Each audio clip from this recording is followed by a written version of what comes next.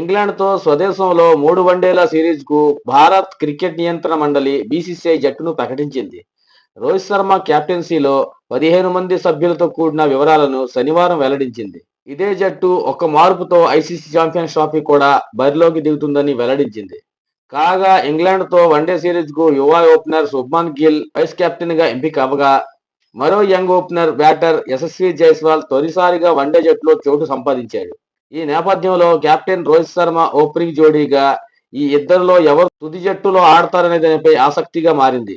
కాగా వెస్టిండీస్ పర్యటన సందర్భంగా అంతర్జాతీయ క్రికెట్లో అడుగుపెట్టిన యశస్వి జైస్వాల్ అరంగేట్రీలోనే టెస్టుల్లో భారీ శతకం 171 రన్తో దుమ్ము లేపాడు. అనంతరం 2 ద్విశతకాలు కూడా బాది సత్తా చాటాడు.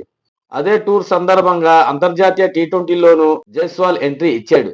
ఇక ఇప్పటి వరకు ఓపెనర్ గా టీమిండియా తరపున 19 టెస్టులు, 23 టీ20 మ్యాచ్లు ఆడిన ఈ లెఫ్ట్ హ్యాండర్ బ్యాటర్ టెస్టుల్లో 1798, టీ20లో 723 పరుగులు సాధించాడు. ఇది ఇలా ఉంటే వెన్నునొప్పితో బాధపడుతున్న పేస్ దళ నాయకుడు జస్ప్రీత్ బుమ్రా ఇంకా పూర్తిగా కోలుకోలేనట్లు తెలుస్తుంది. అందుకే ఇంగ్లాండ్తో వన్డేలకు బుమ్రా స్థానంలో హర్షిత్ రాణాను ఎంపిక చేశారు టీమిండియా సెలెక్టర్లు. అయితే ఫిట్నెస్ ఆధారంగా ఛాంపియన్స్ ట్రోఫీ నాటికి బుమ్రా జట్టులో చేరనుండగా హర్షిత్ రాణా పక్కకు తప్పుకుంటాడు.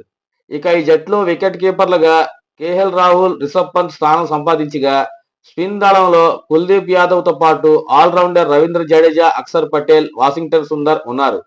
ఇక పేసర్ విభాగంలో మహమ్మద్ షమి, హర్షదీప్ సింగ్, హర్షిత్ రాణా చోటు దక్కించుకున్నాడు.